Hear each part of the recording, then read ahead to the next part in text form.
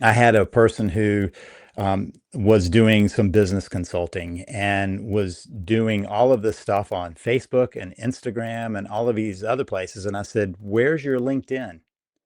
So today's conversation is a special one for anyone who's ever thought, I have the expertise, I have even written a book, but how do I actually build a business around it? If you're listening to the freelancer's mic right now, feeling the gap between your knowledge and a predictable client pipeline, you're in the right place. So my guest today is Lee Buacom. Lee has spent over 3 decades studying how people thrive. He's the author of 7 books, the creator of the Thrive Journal. For over 20 years, his writing has not just been about his work, it's literally formed the backbone of his successful coaching practice. He helps authors and experts see the deeper business opportunity inside their ideas. So, Lee, it's great to have you here. I want to hand you the mic, but before that, how are you doing today?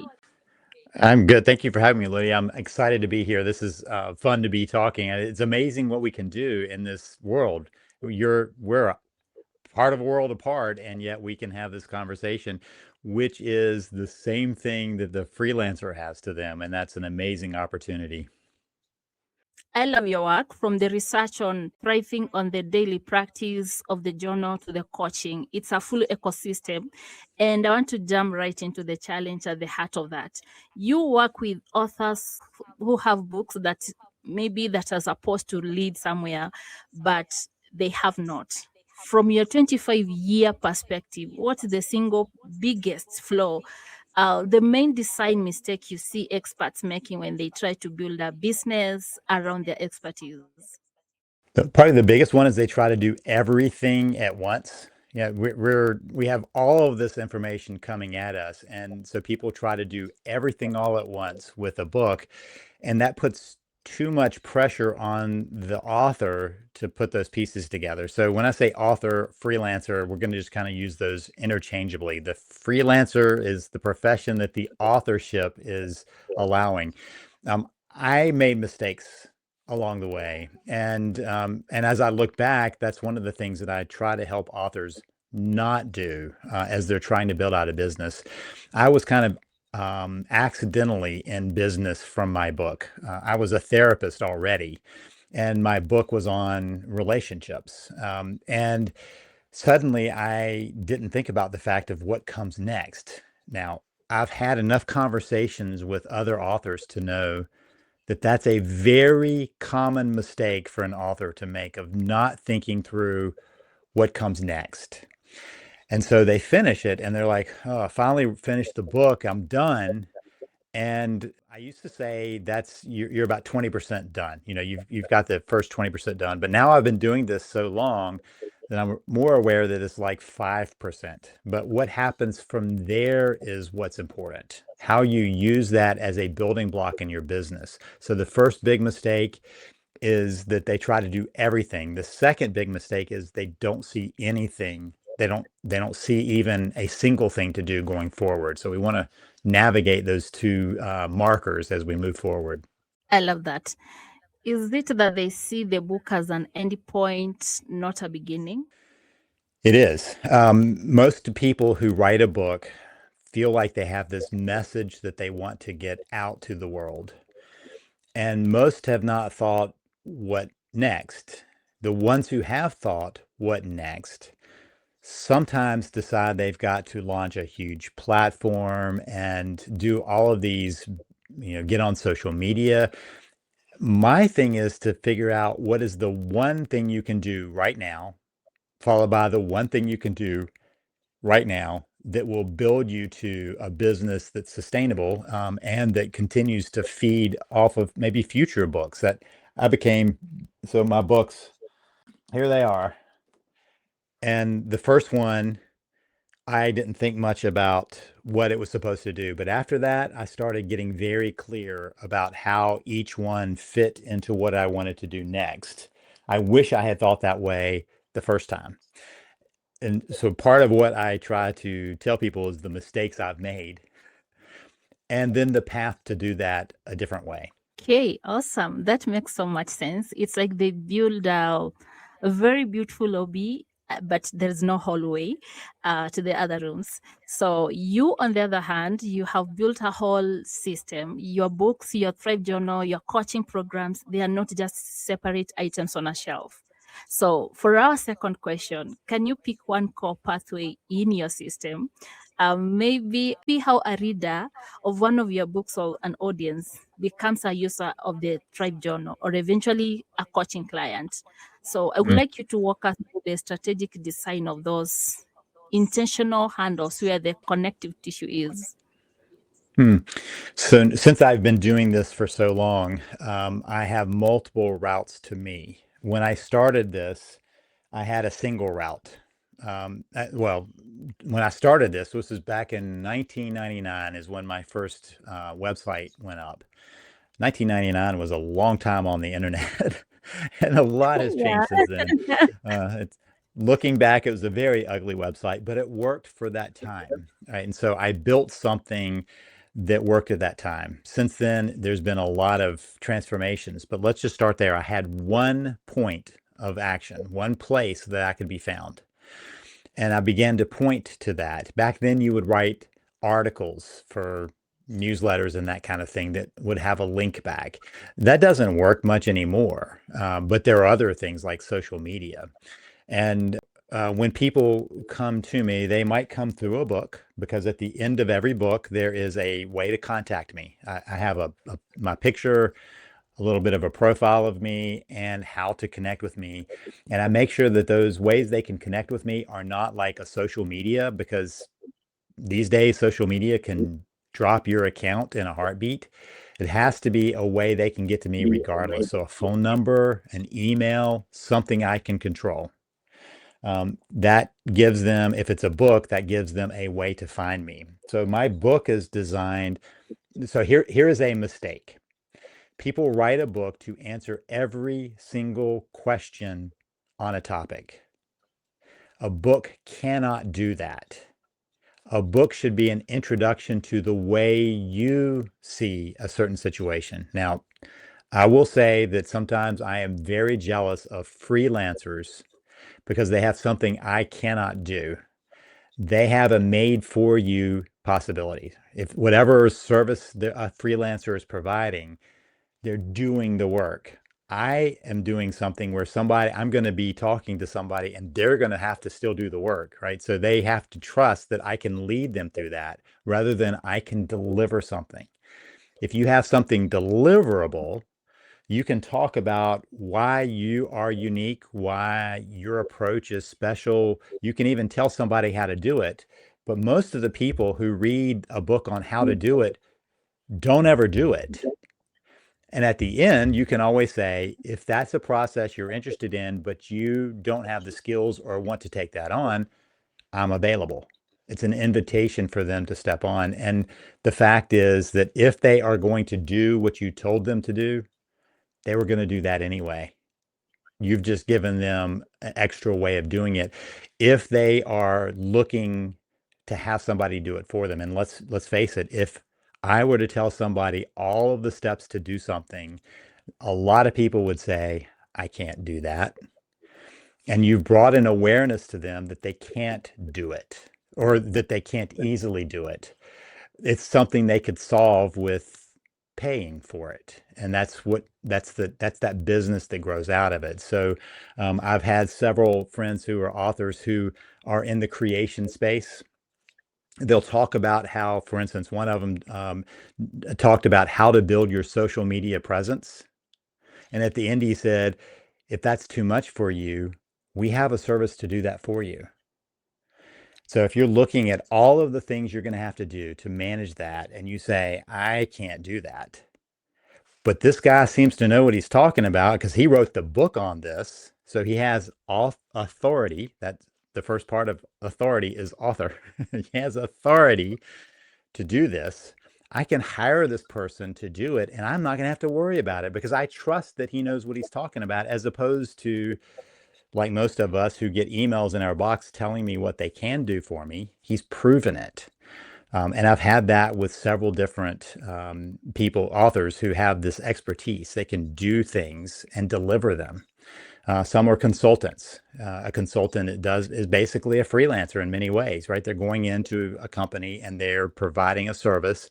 So they'll talk about exactly what needs to happen in the company. And at the end to say, if you need help with that, I'm available. And that's a way for somebody to read it going, I can't get my business to do that. I'll hire this person to. And it's become just a straight shot from the book to the business. So let's assume that I get a chance to read Thrive Principles. What's the very next logical step you have created for me? So I'm not trying, especially in Thrive Principles, to get anybody to come to me for coaching. I'm wanting them to go, I want something different in my life. And this person seems to know that. So what else do they have? And so it's a filter system. They'll find me in a book, maybe find my podcast, listen to my podcast, maybe use one of my short courses, get to the end of that, and they're still going, I need help with this. Then they would contact me as a coach. And so one of the ways that you sometimes trip yourself up is to try to close the deal immediately instead of just presenting, here it is. Here's a way of thinking about this. Now, the people I just talked about have been very successful doing that. The consultant was telling me, I talked to him a few weeks ago, and he was telling me he was in a company owner's office, and the company owner was trying to get him to underbid. He said, I have two of you who are trying to get this job. And he was trying to get them to bid against each other. And he said, so why should I choose you? And my friend pulled the book out and said, because I wrote the book on this. And he sat it on his desk and he said, if you're interested, my contact information is in the book. And he walked out. He got the gig. He got the job because he did write the book on this. And the other person was just saying he wanted to do it. Now, here's the secret of this. That company president never read his book. He just had to hand him the book to have the authority. And so for many people, if they have the book written, they've already done the proof that they have expertise here. I like how you have connected all those together. Like it's so deliberate that you've connected all of them. It feels generous and not that salesy. You just presenting yourself. And that reminds me, I put together for my clients the podcast pitch and profit vault. It's not about getting on shows, it's about that connective tissue and having the right pitch and the right system to turn a 30-minute interview into a lead generating machine. Now my audience, right now, they are primarily B2B coaches and service providers. Some might hear us talking about the Thrive Journal and think that is for personal growth, not in my business world. How could a B2B coach or someone that is listening to this and is interested in using his book to get something from it, how can that person apply this expertise? For example, turning their keynote or signature talk into a predictable pipeline. Assuming I'm doing podcasts. How do I turn this one into a predictable pipeline? Okay, so a part of, I think you've already, because we corresponded back and forth, you know what this podcast is about, right? You know your audience. Many people write a book and they don't think about who exactly is going to listen. They think that everybody will, or read it. They think everybody will want to read their book. And if you write a book for everyone, you've written it for no one. So you got to make that strip of who you want to impact. You've done that with a podcast. So once you have that, the question, well, let's start with the end result and then work backwards. So let's say that I decide I want to build a business around this thing. Now, I know the business I want to build, and this is what I wasn't intentional about in the beginning. This is where I made my mistake. I know the business I want to build. My task is to figure out how to lead people to that business, how to create the trail. You've done that with the podcast, right? And so the podcast leads them. If they listen to the podcast and they're like, I like what she's talking about, and I want to know more about that. It may not be that the next move is, so I'll hire you as a coach, but is there a short course? Is there a next step that will allow them to filter out? That's what I do with my books. I'm trying to filter people through who wants to be in my world and who doesn't. And there are billions and billions of people around the world. I don't need everybody in my camp. You don't need everybody to clamor for your business. You need the business, right? You need the people who are ready to take action on that. And so we reverse engineer from there. I had a person who was doing some business consulting and was doing all of this stuff on Facebook and Instagram and all of these other places. And I said, where's your LinkedIn? Because that's where your audience is. And so that was the one place this person wasn't posting, and yet that's the business world, right? That's where they hang out. And so he started talking about his book on LinkedIn posts and started pulling pieces out on LinkedIn. So that started drawing people from LinkedIn to his book, not his book to LinkedIn, but LinkedIn to his book. They got the book. Then they might find him at another place, maybe on a podcast interview that he lists on his LinkedIn, and eventually they were thinking, this is the person to help me solve my problem. And every business is in the business of solving problems of some sort, every single one. So we've got to identify what problem we're solving and then figure out how to find the group that need that solved and then figure out how to talk with them piece by piece. Those are step, step, step, not build a huge thing that overwhelms us, but to build it a piece at a time. Before I say the next thing, I just remember you mentioned about why should I hire you or why should I get your services. So it's a very common question in every industry. And now you talking about when you're presenting something, you already answer that question. It makes me feel, okay, this is a good cause. Hmm.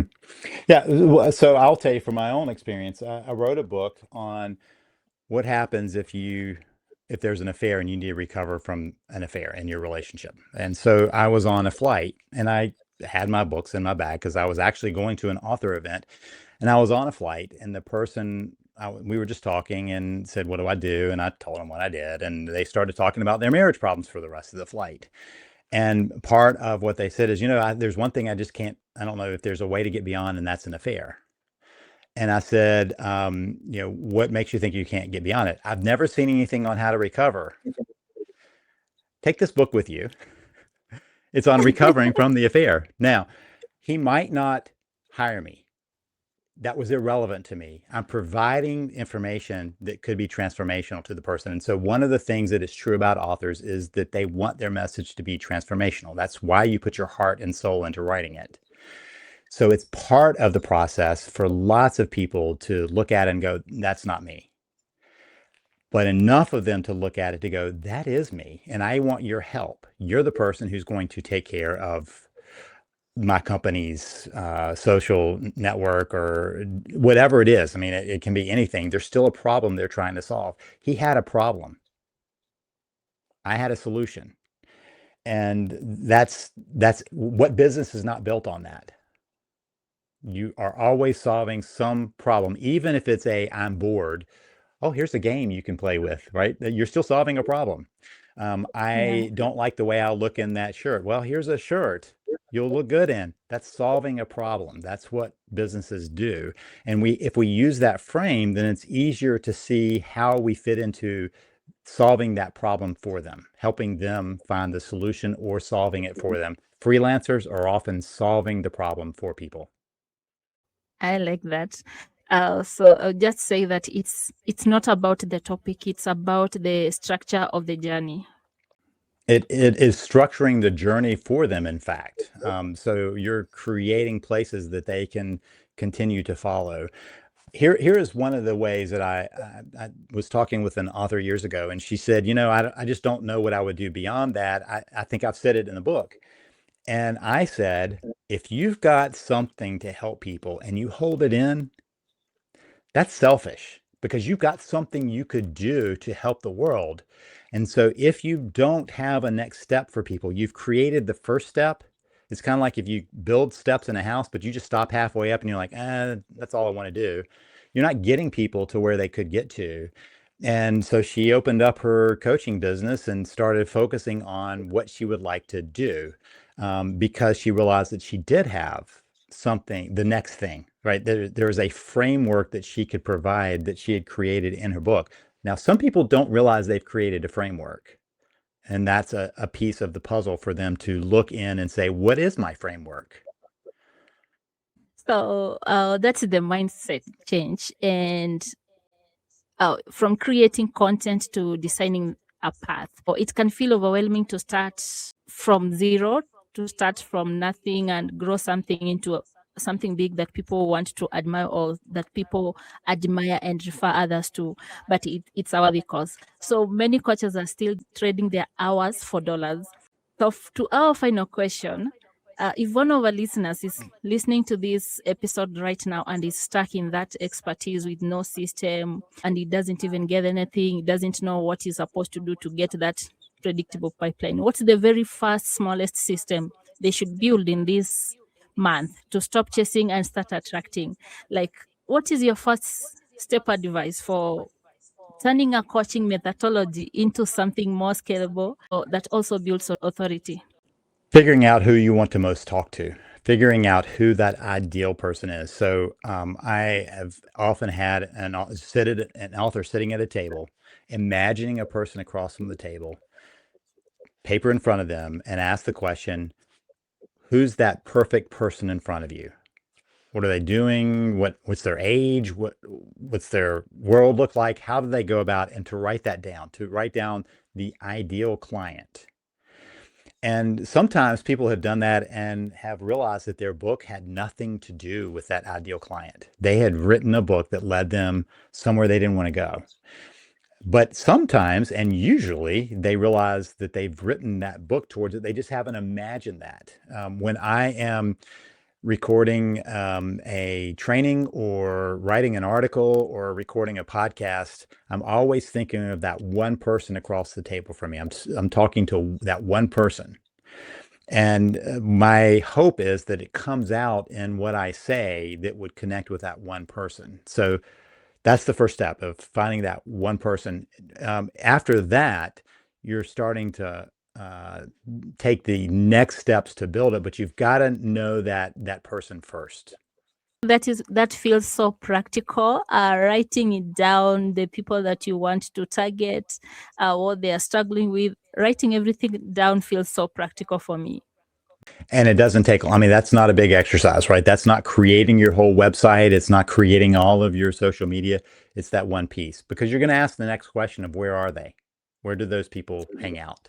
Yes, I love that. And I love the fact that you mentioned it's not about creating an app, it's not about creating a website, but it's about starting to think like a product expert. Like, this is what I want to create, and this is the problem the people are struggling with. Thank you for that. Yeah, and if this is something, there's a step-by-step process to it, and so that's actually one of the things I've created is I call it the book to business blueprint. So booktobusinessblueprint.com, in fact, and I have some tools that are there for people to kind of begin to think through that process, because many people get stuck here. They might be able to tell me some of what their perfect audience is, but they can't figure out what the next steps beyond that are. So we just do it one step at a time in that process. One step at a time will get us there. So if you're kind of stuck after that first piece, that tells you need to plug in the next pieces, and booktobusinessblueprint.com will help you do that. Yeah, so this has been fantastic. But before we wrap up, what is the best place for people to connect with you, talk to you, to see the system that you mentioned, the program, and to find your work, especially that program you mentioned for others? Yeah. So booktobusinessblueprint.com has some articles. It has a free resource there. Also, I just started a new podcast. It's called After the Book, because to be honest, I'm accidental, right? And I'm looking at what happened to me after the book. My process of getting to here was accidental. I wrote a book on purpose, but I'm dyslexic, so writing a book was not a natural thing for me. I wrote a book, and then suddenly it started building a business. And then one day I went, wait, this is doing something, and I've got to be intentional about it. So it was an accident that I don't want others to either stumble into or out of when they could find a direct line. So the podcast is there, some resources are there. And there's also a process they can follow on a weekly basis if they're interested in what's the next small step. And there are all the small steps that they get to. So booktobusinessblueprint.com. Thank you so much. I'll make sure to include all the links to your platforms in the show notes, including the program for authors and the link to the podcast. If you can send it to me, I'll make sure it's included in the show notes. Thank you so much for sharing your Thank you. decade of wisdom with us today. It has been a true masterclass for me in building with intention. I've learned a lot today. Thank you. Thanks for having me. It was my pleasure.